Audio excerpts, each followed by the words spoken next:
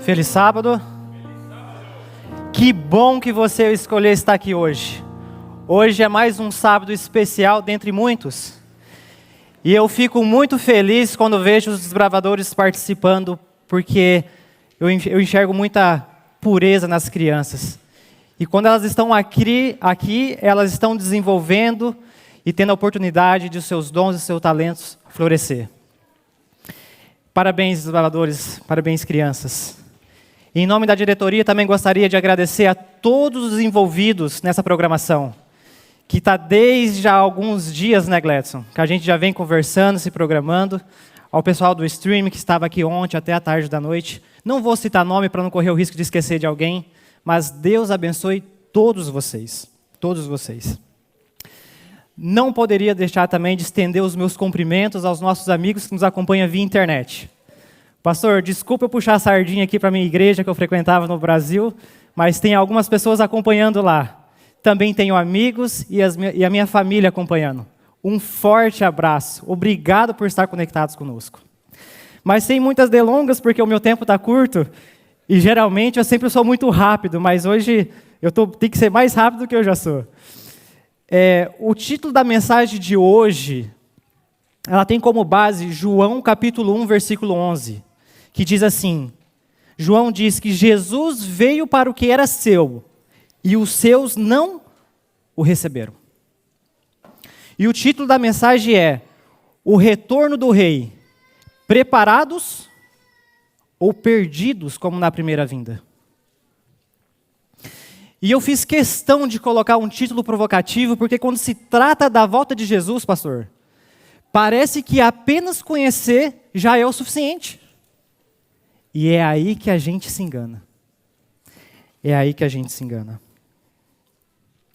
Ellen White diz, no Desejado de Todas as Nações, na página 636, como foi na primeira vinda, poucos estavam esperando o Salvador. Assim será quando ele vier novamente. O mundo estará absorvido com os prazeres, com os negócios e com o pecado. E não perceberá a aproximação de Jesus. Eu confesso que eu fiquei um pouco inconformado.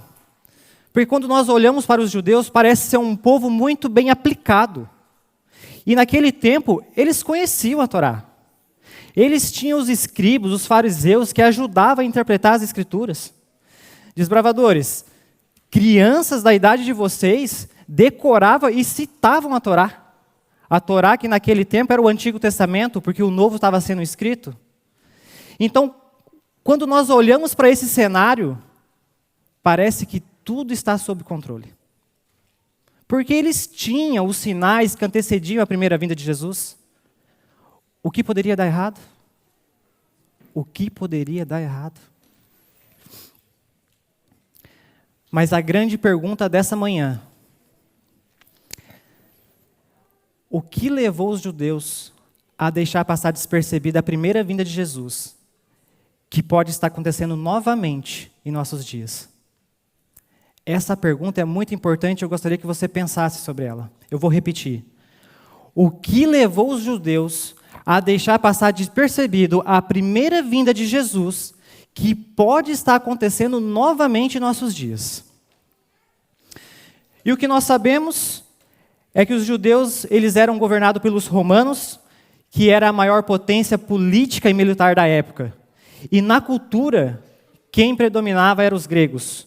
E estes influenciavam com a sua filosofia, idioma e arte. Mas apesar da opressão de Roma e as filosofias vãs dos gregos, nós tínhamos um povo que perdeu a sua identidade. Que perdeu a sua identidade. Do jeito que você está, feche os seus olhos, vamos falar com Deus. Senhor, não permita que líderes, através das suas políticas, e nem as ideias que o mundo apresente diante de nós, venham abalar nossa fé. Seja conosco e nos fortaleça. Em nome de Jesus. Amém.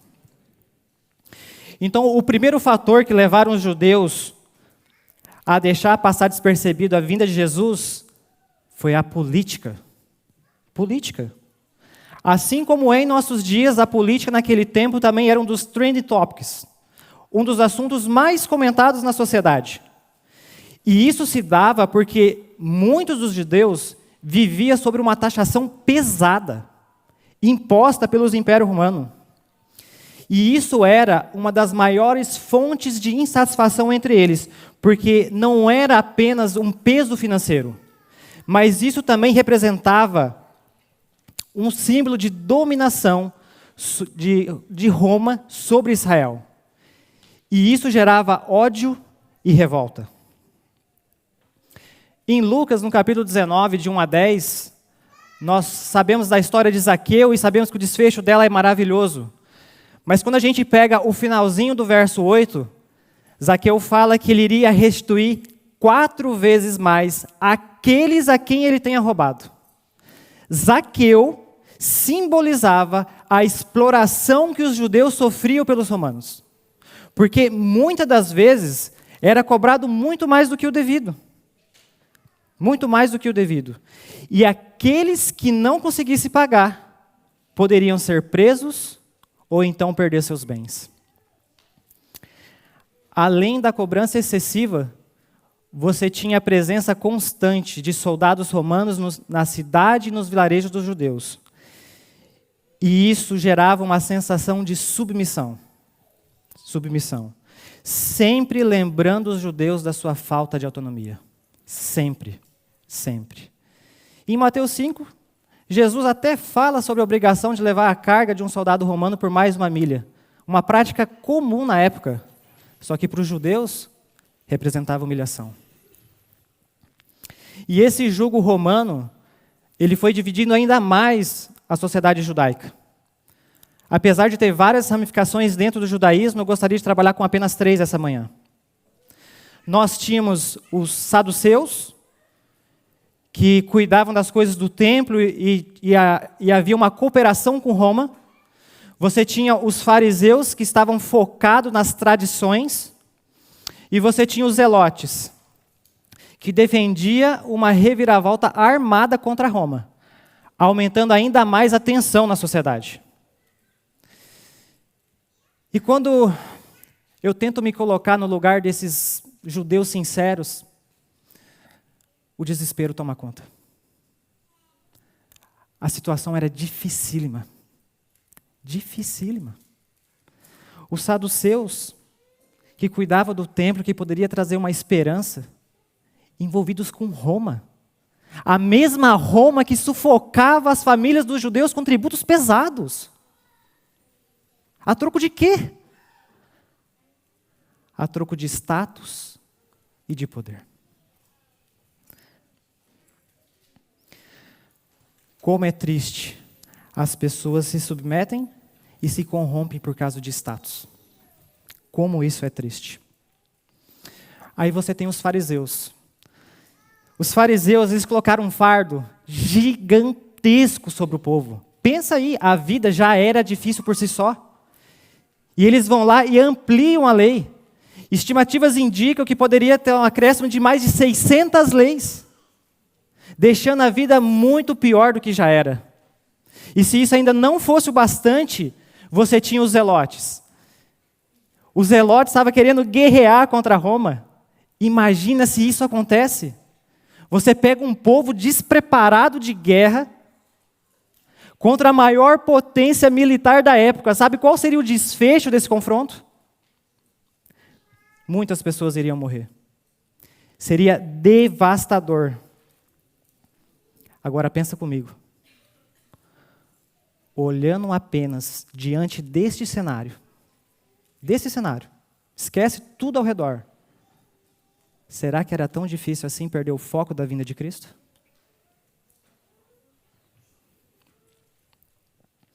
A opressão que Roma exercia gerava um sentimento de humilhação coletiva e expectativa messiânica. Só que uma expectativa errada. Uma expectativa errada. E muito dos judeus, para não falar na sua totalidade, passaram a acreditar que Deus enviaria um Messias libertador, que iria vir destruir com os romanos. Mas, na verdade, eles estavam mais preocupados com os negócios, com as questões políticas e com o sistema religioso. E o governo romano criou um ambiente de opressão, exploração e medo. E isso distorceu a expectativa messiânica dos judeus. Podemos afirmar que a política de Roma influenciou diretamente na mentalidade dos judeus, deixando-os cegos para a sua primeira vinda. Só que isso não era tudo. Não era tudo. O outro fator que foi determinante também foi a filosofia grega. Após a conquista de Alexandre o Grande, o helenismo espalhou-se como um vento irresistível, moldando cidades, costumes e pensamentos.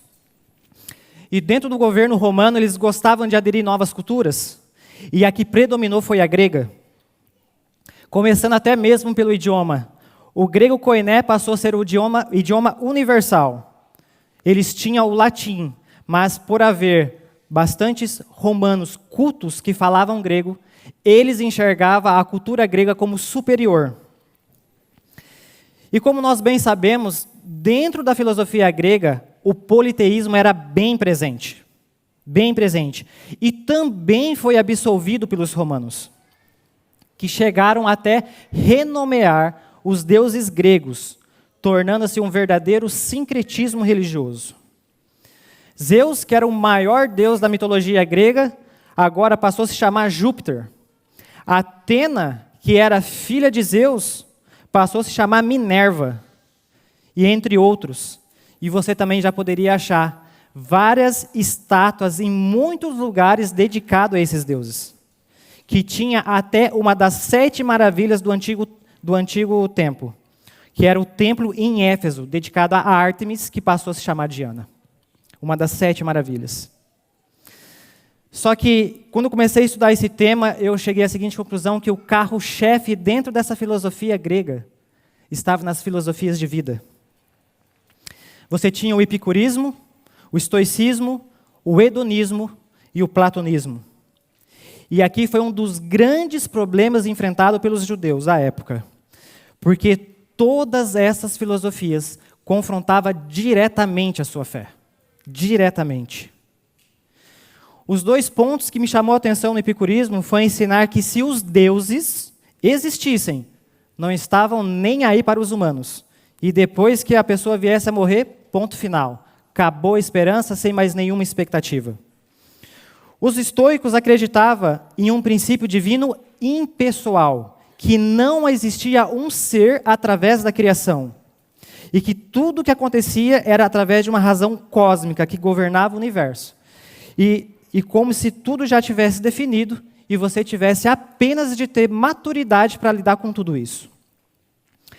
E por incrível que pareça, a que menos chamou atenção na época, mas a que parece mais comum para a gente hoje, é o hedonismo. Eu gostaria de colocar uma imagem. Aqui, você entende que a busca pelo prazer é tida como objetivo principal. Ela é o alvo e o objetivo final da vida.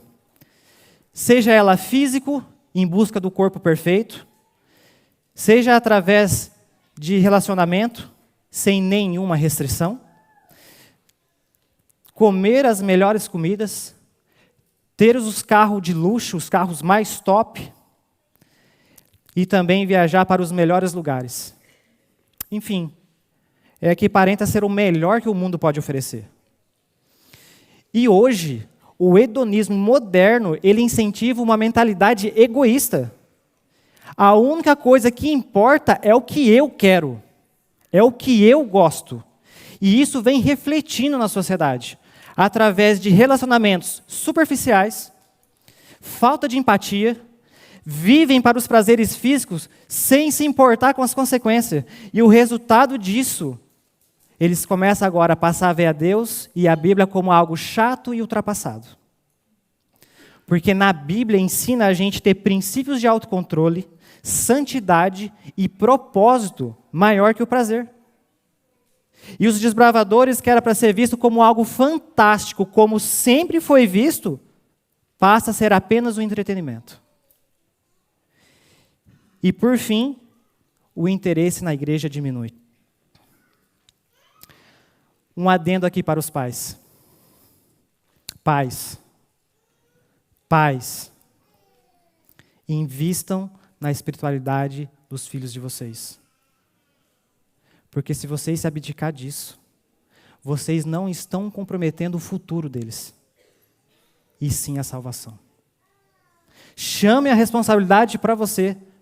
Salomão diz que uma criança bem instruída pelos seus pais nos primeiros anos de vida terá uma duração duradoura sobre ela. Porque se você não fazer isso, o mundo faz. O mundo faz. E se a criança não se adaptar ao mundo, ela fica para trás. E aí eu pergunto para vocês, quem quer ficar para trás? E naquela época, essa filosofia estava sendo implementada nos colégios. A Torá estava sendo substituída por uma educação centralizada nas filosofias. Crianças agora poderiam ser levadas a questionar ou até rejeitar as crenças mais importantes da sociedade, com perguntas do tipo: por que não podemos participar das festas e celebrações romanas? Talvez você não saiba, mas todos esses eventos sempre exaltavam uma divindade. Por que devemos estudar a Torá se as outras pessoas só se preocupavam em ganhar dinheiro e se divertir? Parece comum. Deus se importa com a nossa dor e sofrimento? Por que Deus permite que as outras pessoas tenham mais poder e riqueza do que nós? E com essa filosofia, criou-se um abismo cultural entre os judeus tradicionalistas e os judeus helenizados. Mas a verdade é que os judeus passaram a estar mais preocupados em se adaptar ao mundo greco-romano do que seguir as profecias e a promessa de um Salvador.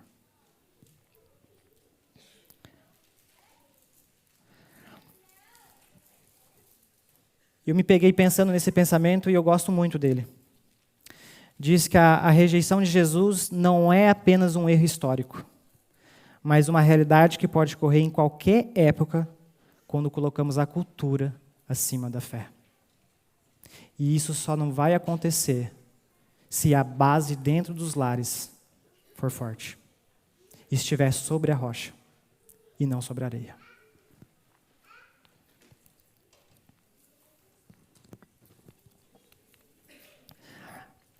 A história de que viria um Messias era conhecido por todos os judeus. Todas as vezes que um anjo visitava uma mulher grávida, gerava uma expectativa enorme. Será que agora vai vir o Messias? Foram bastante tempo esperando. E a estimativa da população judaica no tempo de Jesus é de aproximadamente 4 a 8 milhões de pessoas no mundo. E quando você vai para a Bíblia, quantas pessoas reconheceram Jesus na sua vinda? Quantas pessoas? José e Maria, alguns pastores, magos que nem eram judeus, e você tinha Simeão e Ana, fora os anjos. Nós estamos falando aproximadamente de 15 pessoas. É quase que inacreditável que o maior evento que essa terra já teve aproximadamente 15 pessoas na plateia. 15 pessoas. E quando percebemos que a tendência da história é se repetir, a gente precisa ficar em alerta. Precisamos ficar em alerta. E aí eu pergunto para vocês, o que essas pessoas tinham que reconheceram a Cristo na sua vinda? O desejado de todas as nações, na página 47, 55 e 59, fala que os pastores eram humildes, e estavam dispostos a receber a mensagem divina. Tem um ditado que eu gosto muito, que eu falo que o céu não é para quem pode, o céu é para quem quer. Simeão, estudioso das profecias, como desenvolver um relacionamento com Deus sem passar tempo, sem gastar tempo com a Bíblia? Não dá. Ana, ela era uma profetisa dedicada no templo, no serviço a Deus, e a sua fé e vigilância permitiram reconhecer Jesus. passava tempo com Cristo. E os magos, eles eram buscadores da verdade. Se você não tem essa sede pela verdade, de viver pela verdade, saiba que tem outras pessoas que estão buscando isso aqui que vocês não têm ideia. Não dá para viver de qualquer jeito e esperar ter o melhor resultado na vinda de Jesus. Não dá. Porque se você não quiser deixar passar despercebido a segunda vinda de Jesus e ser pego de surpresa, você precisa viver de verdade para Ele. Parar de ser um cristão mais ou menos, porque o céu não é para os quase preparados. É para aqueles que vivem de verdade para o Jesus. E eu cheguei à seguinte conclusão. Apesar de no judaísmo a gente ter várias ramificações, quando se refere à primeira vinda de Jesus, a gente só tinha 2 tipos de judeus. 2 tipos. Os que frequentavam as sinagogas, mas viviam de acordo com o mundo e as suas filosofias, levando uma vida dupla. E do outro lado você tinha os tradicionalistas, que como a gente até viu na última lição de João, a tradição impediu de eles ver em Jesus como Filho de Deus. Além da tradição excessiva atrapalhar, ainda ofusca que outros cheguem até Jesus. Então o resumo é, nenhum dos 2 teve êxito. Nenhum. A Bíblia, ela é a nossa única regra de fé e prática. Em 2 Timóteo, no capítulo 2, versículos 16 e 17, fala que toda a Escritura é inspirada por Deus, é útil para o ensino, para a repreensão, para a correção, para a educação na justiça, a fim de que o homem de Deus seja perfeito e perfeitamente habilitado para toda boa obra. Pais, se vocês gastar tempo com a Bíblia dentro dos seus lares com seus filhos, vocês estarão preparando seus filhos para toda e qualquer situação. Toda e qualquer situação. E quando nós falamos sobre o estilo de vida que escolhemos, é importante a gente lembrar que as nossas ações e decisões não têm apenas consequências imediatas, mas também naquilo que está por vir. A nossa maior esperança hoje aqui é a volta de Jesus. Amém? Podemos confiar nas suas promessas. Assim como os saduceus fizeram, hoje o mundo tenta tirar a esperança de muitos, afirmando categoricamente que a morte é o fim para o ser humano. Assim como muitos judeus sofreram com essa falta de esperança, o mundo vem propagando a mesma mensagem, muitos ficando sem esperança e levando um ponto de interrogação sobre os seus entes queridos, que já faleceram. O mundo vai de mal a pior, e se a gente não se estruturar em casa, é possível que a gente não suporte. Eu gostaria de terminar falando sobre essa pessoa que eu amo muito. Esse é o meu tio Paulo, conhecido como Paulinho. Ele nasceu saudável, mas aos seus 6 meses de vida, quando a minha avó levou ele para tomar as vacinas, ele teve uma reação adversa. E isso impactou toda a sua vida. Ele passou a viver com convulsões. Uma parte do cérebro dele não parou. E isso também afetou a sua coordenação motora. Ele foi um presente de Deus. Quando eu paro para pensar nele, ele foi um presente de Deus. De forma inconsciente, ele me ensinou coisas. Que quando eu estava pensando sobre essa mensagem, eu falei assim, caramba, que diferença. Ele era como se fosse um bebê gigante. Dependia da minha avó, de mim, do meu irmão, da minha mãe, para tudo. Para levar no banheiro, para voltar, para tomar remédio, tudo. Ele não sabia se comunicar, ele não sabia se expressar. Ele me chamava de Zé, e eu sou Léo. O meu irmão, que é Bruno, ele chamava de Muno. E eu tive a oportunidade de viver com ele 10 anos. E eu vi o que ele já sofreu. Eu vi. E teve uma vez que ele, por pisar torto, ele caiu e quebrou 3 ou 4 dentes da frente. Depois que a dor passava, ele estava lá sorrindo. Quando eu vejo a imagem dele, eu me emociono. E quando o mundo fala que não vai ter mais nada além disso, eu pergunto para Deus qual é o propósito de ele existir. Se isso é o ponto final. Louvado seja Deus porque Ele deixou a sua palavra. Ele chegou a falecer aos 37 anos. Viveu muito, viveu muito. Eu fiquei muito triste, mas feliz porque o sofrimento dele foi interrompido. Ele estava tendo muita convulsão, muitas, uma atrás da outra. Ele foi para o hospital. E lá ele acabou pegando a Covid. Foi exatamente na mesma época. Por essa infelicidade, ele acabou vindo a falecer. E quando a gente estava no fúnebre dele, eu chamei o pastor da minha igreja para que pudesse fazer esse momento especial. E o pastor citou um texto da Bíblia que parece que eu nunca tinha visto. Eu já tinha convicção que eu iria rever ele através de Jesus. Mas quando o pastor falou aquele verso que eu gostaria de compartilhar com vocês, está lá em 1 Coríntios 15, 19.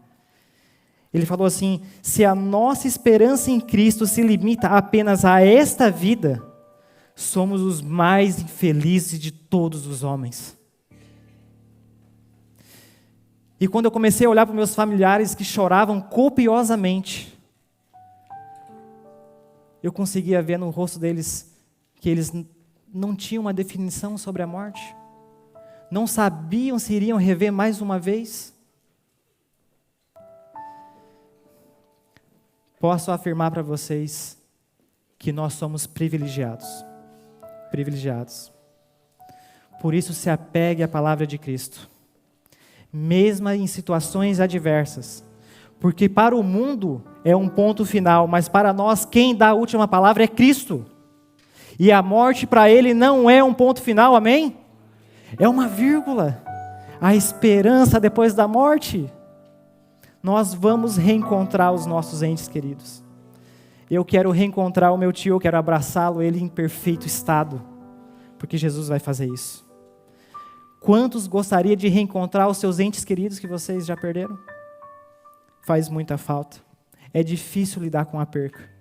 Mas quando Jesus instaurar o seu reino, nós nunca mais vamos chorar. Ele vai limpar todas as nossas lágrimas. E nós passaremos por toda a eternidade adorando aquele que é o único que é digno de toda adoração. Vocês receberam uma folha. Enquanto o grupo canta, escreva o nome das pessoas que você gostaria de reencontrar. Que você tenha essa esperança em Jesus. E depois, quando o pastor for orar, levante-se as plaquinhas. Em nome de Jesus, nós vamos vencer. Amém.